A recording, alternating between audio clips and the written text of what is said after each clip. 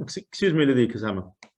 I think we're very much interested now to go to the case study, because I mean this kind of stuff is already covered, and we really appreciate your presentation. But was that like any of these was present in Monte Sano? Because when I was driving through the area, actually it showed that many of the residents were kind of against. They were putting signs outside their homes saying no to Monte Sano rezoning and things. So why do you think of that?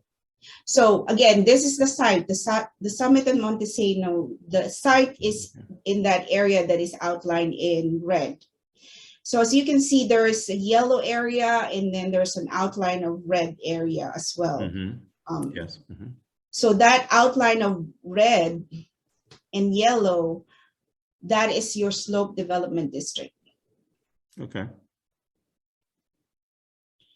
So the blue and yellow, right? Yes.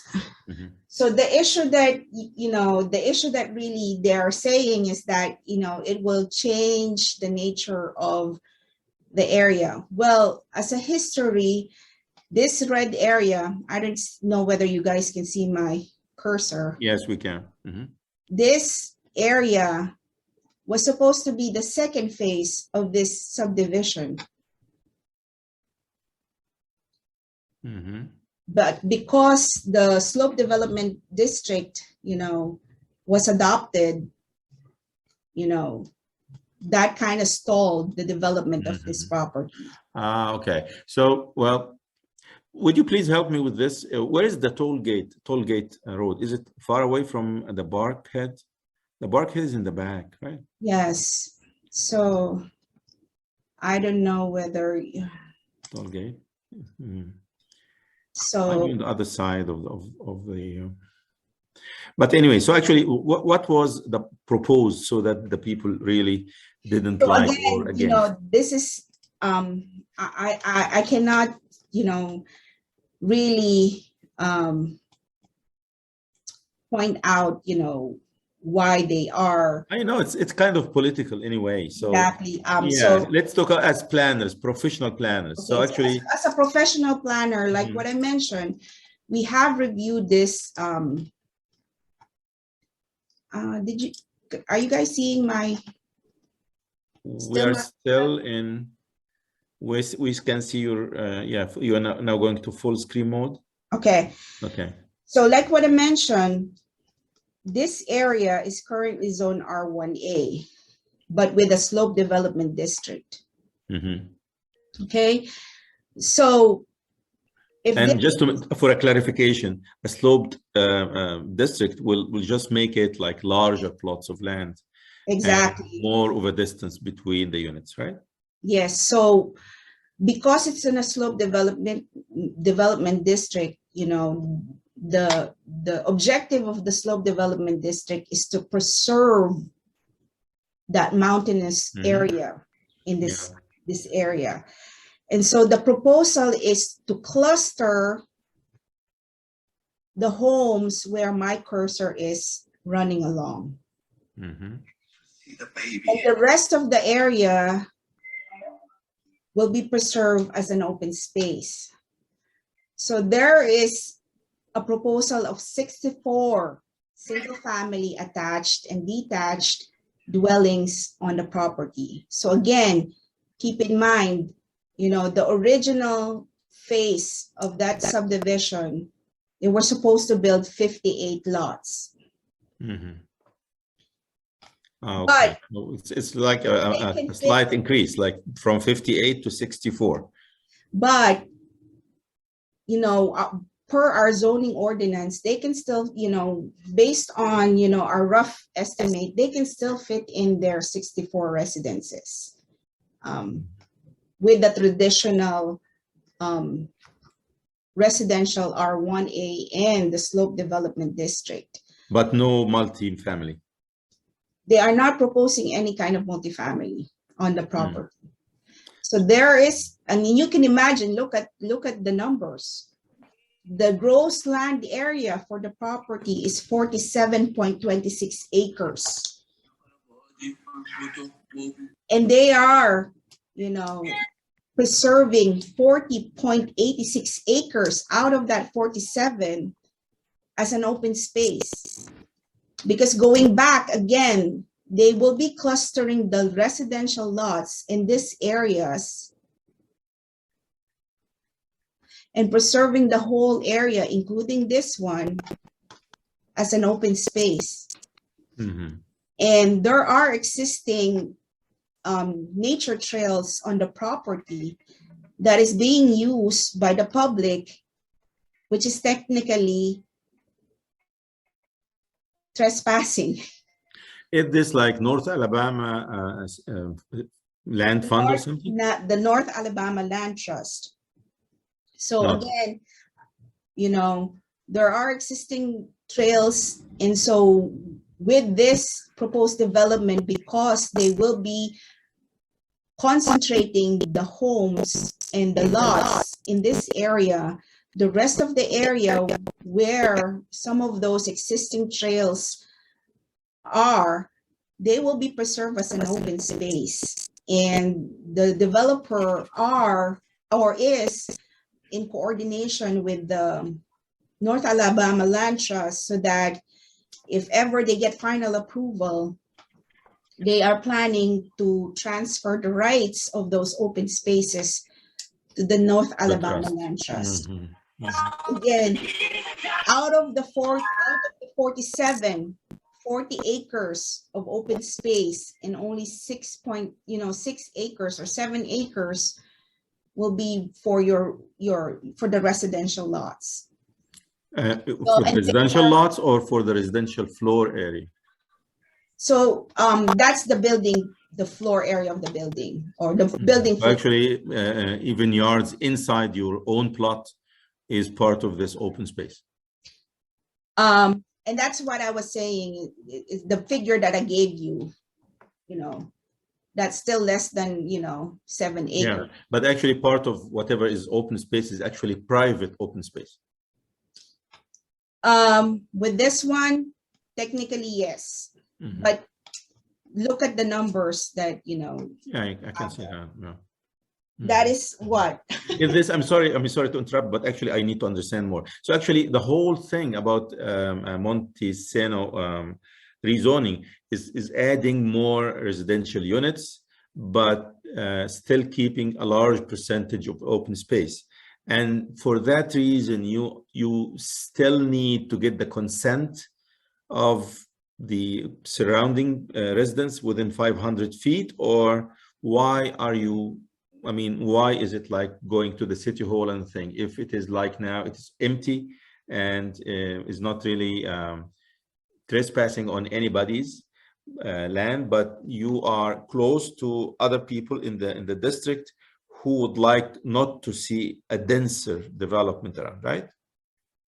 So again, this is not denser, because if you calculate the density based on that number, that is not dense. Okay. 0.22 out of your 47, that's not dense. And it's not multifamily.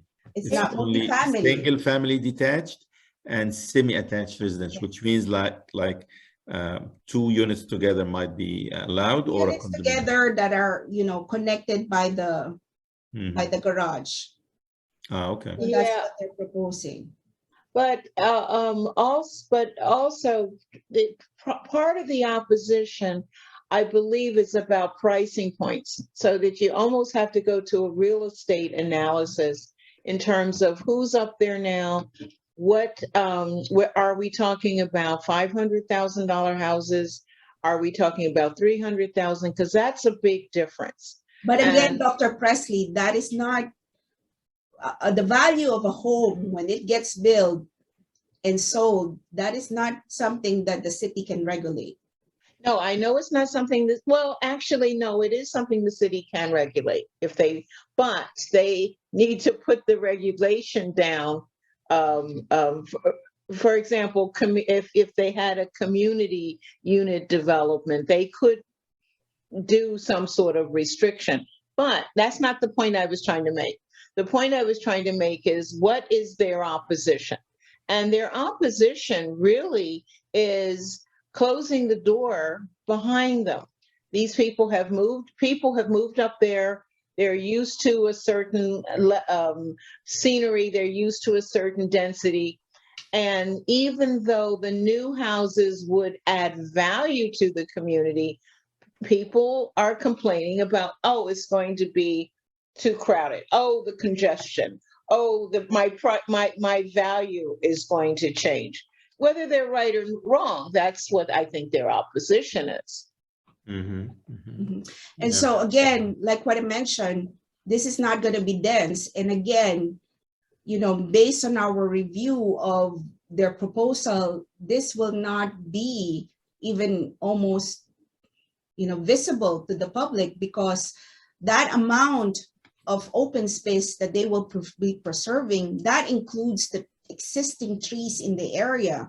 And so that those existing trees that will be preserved will basically act as a buffer and conceal the whole development from any point of public view, because we even required them, you know, a viewshed analysis for this development, making sure that this is not something that will be visible to any areas within, you know, close proximity. But would you have to enlarge the roads, like widen the roads, existing roads now? No, this is, you know, this is gonna be a, so where you saw in my, so where this street is, they will just continue that and cul-de-sac that. This road, cul-de-sac, but this is like, no, it wouldn't go with, I mean, is it like a fire hazard here? No, so again, well, like what I mentioned, all of the necessary plans that you would have submitted, even, you know, for a residential subdivision, they have provided that, and that has been closely reviewed, not only by planning, by the planning department, but also by the fire department, the engineering department, the traffic engineering. Won't you need to have another connection of this extended road to go back to what's Barkhead Road? Because like there's no need for that. There's no need for that. I mean, if they are not required for that, even with our standard. If God forbid something happens, like a fire or something, people over there will be trapped. So you will need another connection. To where? To the Barkhead Road at the end of this new extended development. No, sir. Like what I mentioned, this. I'm actually, I mean, I'm sorry. I'm not really arguing for that. I'm just for the sake of discussion. Yes, sir. I want to show. I want to show our students that these are the kind of issues that will be raised when exactly, and that's what I mentioned, is that that issue or that concern has been reviewed by our fire department, our traffic engineering department. So all of the department that does review any typical development within the city, you know, we've reviewed all of those plans, and they do meet our standards in terms of safety and public welfare. All right. Okay. So those are, you know, the issue. And even, you know, I will mention they mentioned the drainage issue.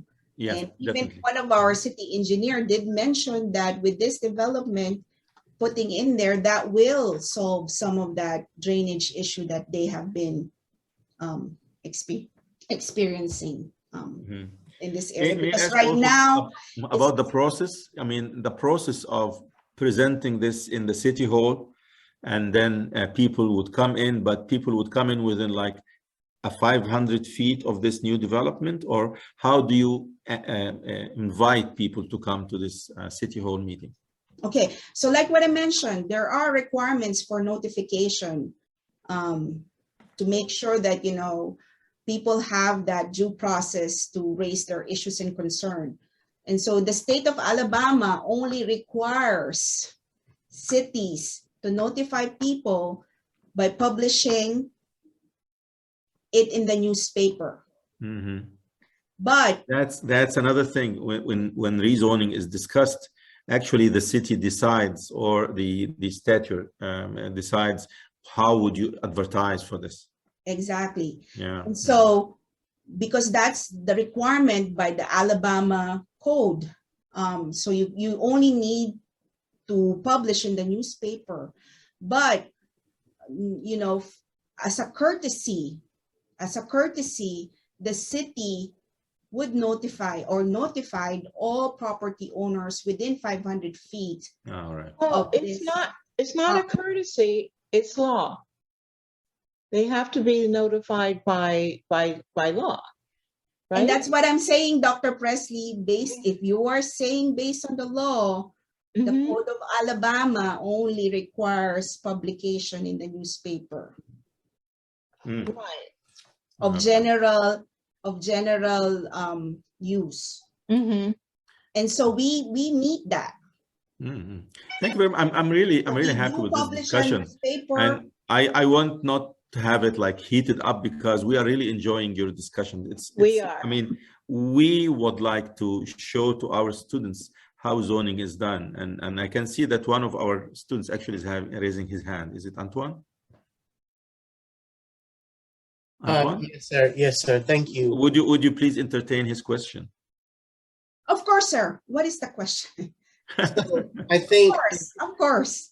I think I'm a little confused when we talk about density. On one end, I'm under the impression that density represents the number of units that can actually be built per acre. So, for example, in this particular instance, that is 64 units on less than 7 acres. That's about 10 units per acre. That seems to me to be overly dense. But from what I hear you saying, it's not considered dense simply because of the number of units and the trees and the open space and the percentage of land that's actually going to be used. So could you clarify for us the difference between the two types of density that you're talking about? So based on density, like what I mentioned, density is determined by your minimum lot size, okay?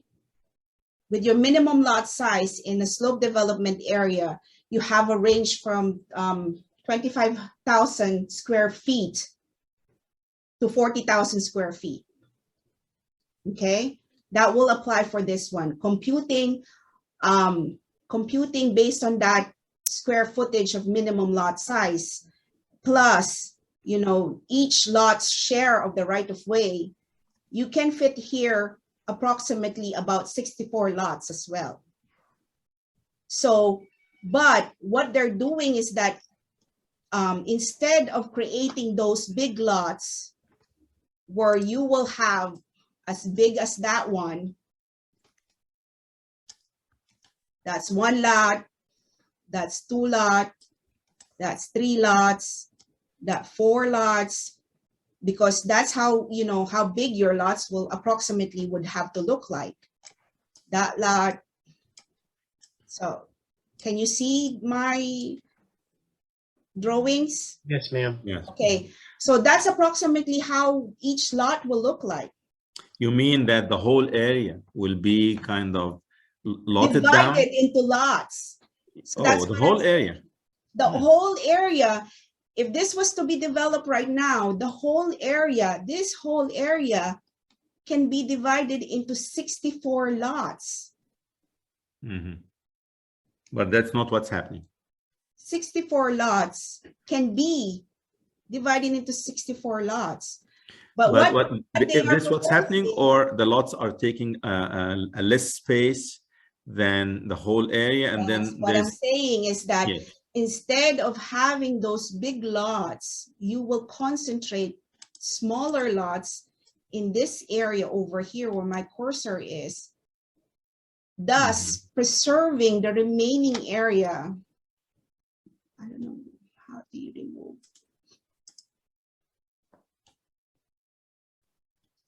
Let me just, no.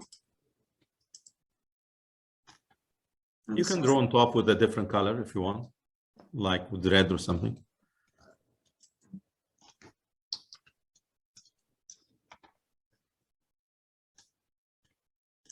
So again, instead of having those big lots like that one, big lots like that one,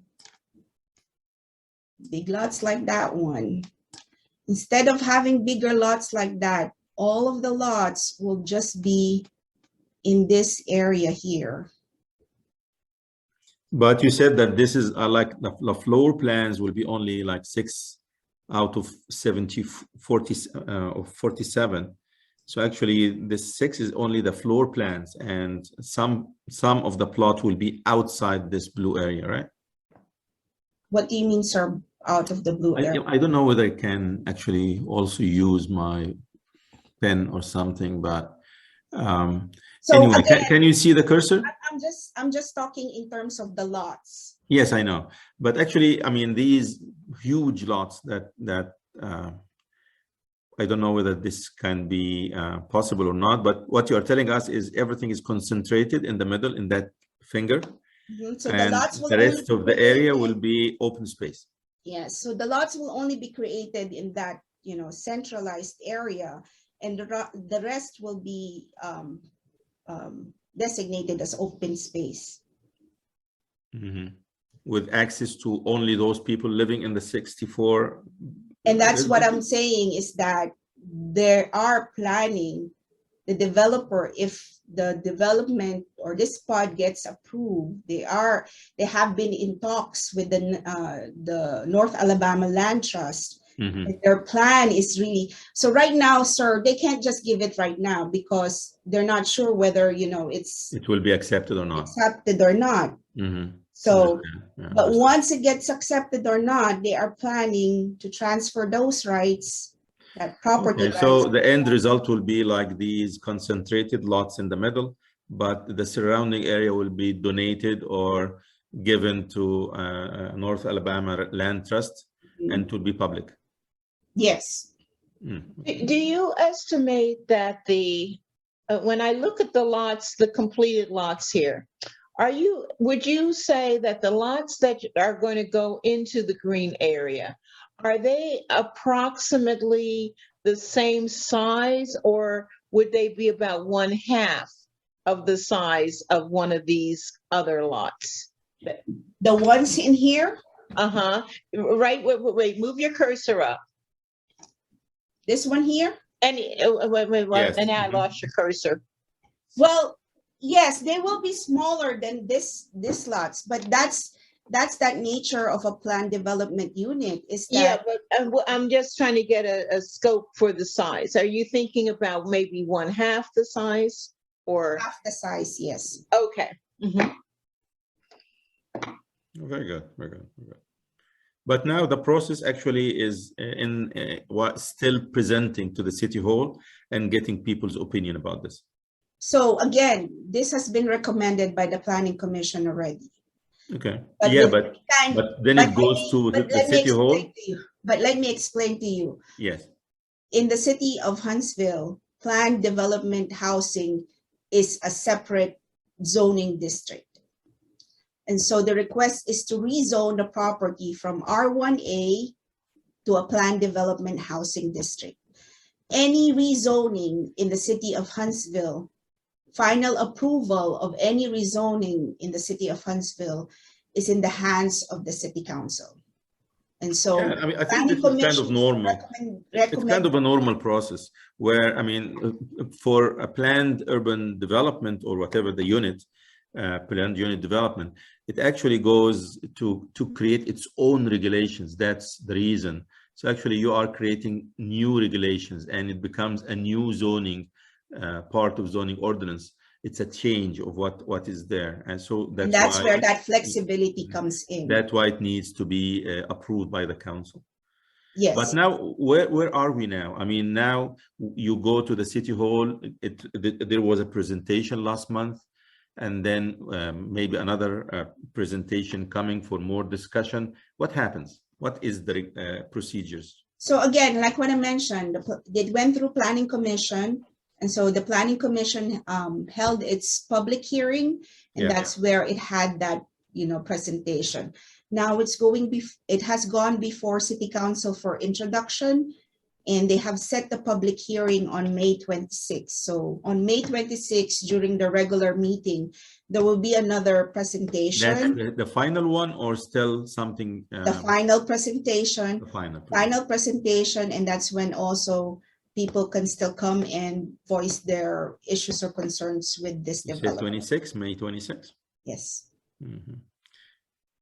Thank you very much. I really appreciate your patience. I mean, all of our questions were actually about making it clear to ourselves and to our students that most of what we do now is more of rezoning. And in this case, actually, it's an easier case of rezoning because the whole area is actually free. It's like still it's an undeveloped land. A green field. Yeah, it's a green field. So actually nothing in there right now. Yeah, which makes it a little bit easier than if it was like an already brown field or something that was already developed. But in that area, I'm actually kind of surprised that some of the plots are actually half. I mean, the sizes differ variedly between what's on Oakwood Avenue, which is still in the Five Points district, and what's on the Barkhead, or on even on Toll Gate, even further up. And sizes of the lots are completely different from, I think there are areas where there is kind of planned unit development or planned urban development. I believe on Randolph, there are very small houses on that's also a planned unit development. That's, yes, exactly, where you don't have like fences or anything separating the homes, and they are actually very small. I don't know how that was done before, but you have in this district a lot of discrepancies between the sizes and the kind of units you're having. Some of these are more than 2 units together, and I can see that I mean, some of them are really very small. I don't know where they were built, but they are very small. I would be surprised if it is nothing more than 1,000 square feet. So, but just historically speaking, Dr. Off, you have to keep in mind that there were really, smaller lots. And I don't even want to call it, but that's what you call the gunshot lots. Yeah, I've seen that. I mean, that's why it's so really those surprising. were lots that were created long time ago. Shotgun lots. Those were created long time ago. And so you could really see the historical change in the lots. So I think it's a trend. It's even a trend. So we went from smaller lots, then bigger lots, then now back again for calls for smaller lots, because that's one of the points that have been, because of the cost mainly. Not only the cost of land. So making sure that we have affordable housing is to really make those lots a little bit smaller. But actually, if it wasn't for a planned unit development, you will not be able to have these smaller plots, because the existing zoning ordinance for the sloped zone area is actually calling for larger plots. Yes, but then again, it's still meeting that, goal of the slope development district, because the that's goal, if you calculate on the overall area. Yes, because the goal of the slope development district is to preserve the land. And so with this one, you are still preserving that land. Yeah. I would actually, I would love to go with this discussion for some more time, but we have Mr. Nix. He's here for a report on the city of Andalusia that our class prepared. I would be honored if Lady Kasama would like to actually be with us to also listen to this and give us your insights. And I cannot thank you enough for coming by, and actually it's a little bit late for you, and yes. I know that last time it was really a family situation, and I hope now everything is all right and the kids are okay. Yes. So yeah, unfortunately, sir, as much as I would like to, and I'm interested about what you were presenting, unfortunately, I have to run. Oh, it's okay. I understand. I understand. So I know that we were scheduled for 1 hour, but thank you very yes. much. I really appreciate I it. hope I gave you more insight about the project and more insight about, plan development. And just, a heads up with you guys, in the city of Huntsville, we do have already 15 existing PUDs.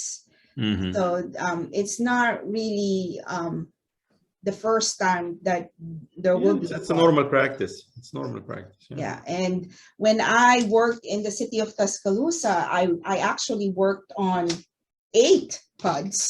Wow.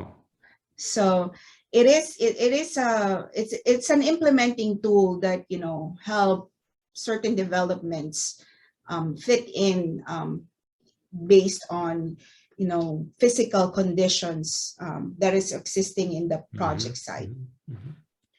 Thank you very much. Really appreciate it, and I hope we had more time for questions and answers. But it looks like Dr. Presley and myself actually dominated the question area, and well, it's kind of it goes with the